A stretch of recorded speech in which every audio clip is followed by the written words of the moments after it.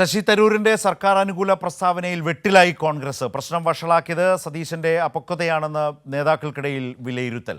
പരസ്യ പ്രസ്താവന പാടില്ലെന്ന് ഹൈക്കമാൻഡിൻ്റെ താക്കീതുകൂടി വന്നതോടെ വിവാദത്തിൽ വിജയം തരൂരിൻ്റെ പക്ഷത്തായി.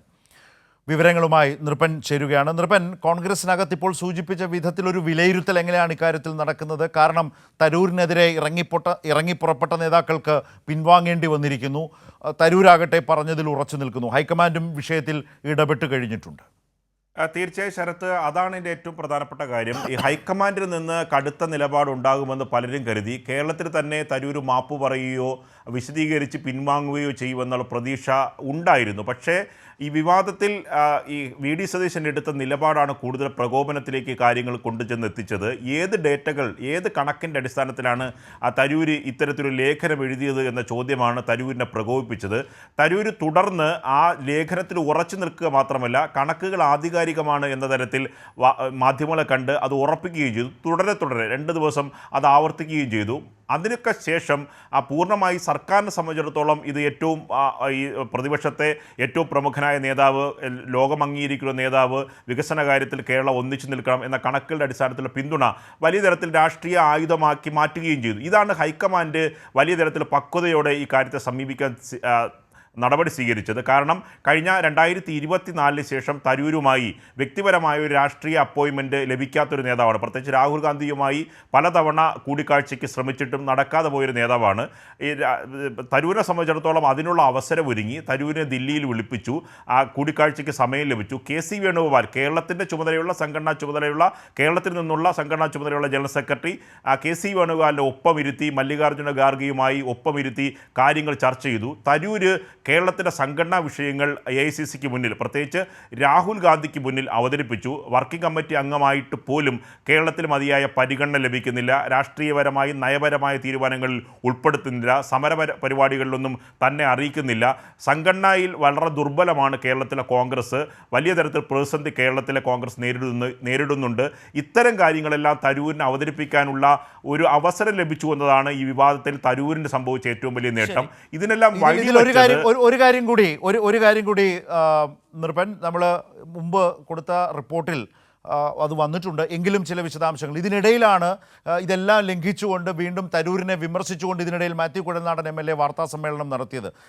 അതിനപ്പുറത്തേക്ക് മാത്യു കുഴൽനാടൻ ആവർത്തിക്കാൻ ശ്രമിച്ച ഇതൊക്കെ P. രാജീവിൻ്റെ കണക്കാണ്, സംസ്ഥാന സർക്കാരിൻ്റെ കണക്കാണ്, ഇതൊന്നും ശരിയല്ല എന്ന് സ്ഥാപിക്കാനാണ് ശ്രമിച്ചത്. പക്ഷേ അതിൽ തീർത്തും പരാജയപ്പെട്ടു പോയ മാത്യു കുഴൽനാടനെ കൂടി ആ വാർത്താ സമ്മേളനത്തിൽ കണ്ടല്ലോ. നൃപൻ, ആ വാർത്താ സമ്മേളനത്തിൽ ഇതുമായി ബന്ധപ്പെട്ട പ്രധാനപ്പെട്ട പല കാര്യങ്ങളും ചോദിച്ചു. അതുമായി ബന്ധപ്പെട്ട് നീതി ആയോഗിൻ്റെ വീഡിയോ തന്നെ നേരിട്ട ഡയസിൽ പോയി മാത്യു കുഴൽനാടനെ കാട്ടുന്നത് കാണാമായിരുന്നു. എന്നിട്ടൊക്കെ എന്തായിരുന്നു അദ്ദേഹത്തിൻ്റെ ഒരു റെസ്പോൺസ്? അത് നമ്മൾ വിശകലനം ചെയ്യുകയാണെങ്കിൽ നമ്മൾ റിപ്പോർട്ടിങ്ങിൻ്റെ അടിസ്ഥാനത്തിൽ മാത്രമല്ല. കാരണം ഇപ്പോൾ ഹൈക്കമാൻഡിൻ്റെ നിർദ്ദേശം വന്നല്ലോ ശരത്ത്. കാരണം ഇനി പരസ്യ പ്രതികരണം വേണ്ട എന്ന കാര്യം, ആ കാര്യത്തിൽ മുതിർന്ന നേതാക്കളെല്ലാം അതൃപ്തരാണ്. അതുകൊണ്ടാണ് ഇവരിപ്പോൾ ഇതിനെ തിരിക്കാൻ തീരുമാനിച്ചത്. അതായത് തരൂര് പറഞ്ഞ വിവാദങ്ങൾ തരൂരിനെതിരെ തിരിയുന്നതിന് പകരം ആ ഉള്ളടക്കത്തിൽ നിന്ന് മാറി ഈ ലേഖനത്തിൻ്റെ ഡേറ്റകളിലേക്ക് പോകാനുള്ള തീരുമാനം കേരളത്തിലെ കോൺഗ്രസ് എടുക്കുന്നു. ഇതിൻ്റെ ഭാഗമായിട്ടാണ് മാത്യു കുഴൽനാടൻ്റെ രംഗപ്രവേശനം. അതാണ് മാത്യു കുഴൽനാടൻ അതിൽ പറ്റിയ ഡേറ്റകൾ സംബന്ധിച്ച് തരൂർ വിശദീകരിച്ചതിൽ തരൂർ ഉദ്ധരിച്ചത് സംസ്ഥാന സർക്കാരിൻ്റെ വിശദാംശങ്ങളാണ്. മറിച്ച് ഇന്ന വിവരങ്ങളില്ല, നീതി ആയോഗിൻ്റെ കണക്കുകളില്ല എന്ന വിഫലമായ പുതിയൊരു കണക്കുമായി മാത്യു കുഴൽനാടൻ വരികയായിരുന്നു. അത് നാം നേരത്തെ ചർച്ച ചെയ്ത ഈ അജണ്ടയുടെ തുടർച്ചയാണ്. പക്ഷേ മാത്യു കുഴൽനാടൻ ഇന്നത്തെ വാർത്താ സമ്മേളനത്തിന് തെറ്റിപ്പോയി. കാരണം നീതി ആയോഗിൻ്റെ പഴയ മുൻ CEO ആയിട്ടുള്ള അമിതാഭ് കാന്ത് കേരളത്തിൽ നിന്ന് വന്ന് സ്റ്റാർട്ടപ്പിൻ്റെ കോൺക്ലേവിൽ കോവളത്ത് നടത്തുന്ന പ്രസംഗം അതിൽ വ്യക്തമായി പറയുന്നുണ്ട്, കേരളം ഈസ് ഓഫ് ഡൂയിങ് ബിസിനസ്സിൽ ഒന്നാമതാണ്, മറ്റ് സംസ്ഥാനങ്ങളെ ബഹുദൂരം പിന്നിലാക്കി ഒന്നാമതാണ്. മറ്റ് ഇതുമായി ബന്ധപ്പെട്ട ഡേറ്റകളിൽ തന്നെ വിവിധ ഘടകങ്ങളുണ്ട്,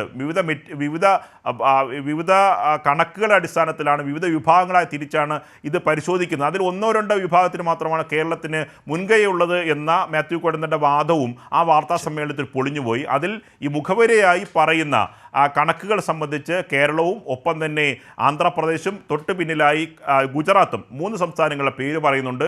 അത്തരം കാര്യങ്ങൾ മറച്ചു വെച്ചുകൊണ്ട് മാത്യു കുഴൽനാടൻ ഒരു വിപുല ശ്രമം വാർത്താ സമ്മേളനത്തിൽ നടത്താൻ ശ്രമിച്ചു. അപ്പോഴാണ് നമ്മൾ നീതി ആയോഗിൻ്റെ മുൻ സിഇഒയുടെ പ്രസംഗം നമ്മൾ മാത്യു കുഴൽനാടൻ ശ്രദ്ധയപ്പെടുത്തുന്നത്. അദ്ദേഹം ആ പ്രസംഗം കേട്ടിട്ടുണ്ട് എന്ന് പറഞ്ഞപ്പോൾ നമ്മളെ കൈവശമുള്ള പ്രസംഗം തന്നെ ഡൈസിലേക്ക് കൊണ്ടുപോയി വാർത്താ സമ്മേളനത്തിൽ തന്നെ അദ്ദേഹം പരസ്യമായി കേൾപ്പിച്ച ശേഷം അദ്ദേഹത്തിൻ്റെ ഒരു ചോദ്യത്തിന് അദ്ദേഹത്തിന് വ്യക്തമായ മറുപടി പറയാൻ കഴിഞ്ഞില്ല. അതിനാണ് അദ്ദേഹം പറഞ്ഞത്, സാധാരണ കേരളത്തിൽ വെച്ച് ഒരു സമ്മേളനം നടക്കുമ്പോൾ അങ്ങനെ കേരളത്തെ പുകഴ്ത്തും, തമിഴ്നാട്ടിൽ പോകുമ്പോൾ സമ്മേളനം നടത്തുമ്പോൾ തമിഴ്നാട്ടിൽ പോകുന്നത് പുകഴ്ത്തും എന്നതരത്തിലുള്ള ഒരു വിദണ്ഡവാദമാണ്. കാരണം നീതി ആയോഗിന്റെ സിഇഒ ഇത് നിശ്ചയിച്ച പുകഴ്ത്തലിന് വേണ്ടി അതെ നിർഭൻ സൂചിപ്പിച്ചല്ലേ, ഉത്തരവാദിത്വത്തോടെ കേരളത്തിൻ്റെ മുന്നേറ്റം ആ നിലയിൽ ആ കണക്കുകൾ തെറ്റാണ് എന്ന് പറയാനാണെങ്കിൽ അത് വസ്തുതാപരമായി രേഖകളുടെ അടിസ്ഥാനത്തിൽ കണക്കുകളുടെ അടിസ്ഥാനത്തിൽ സമർത്ഥിക്കാൻ കഴിയണം.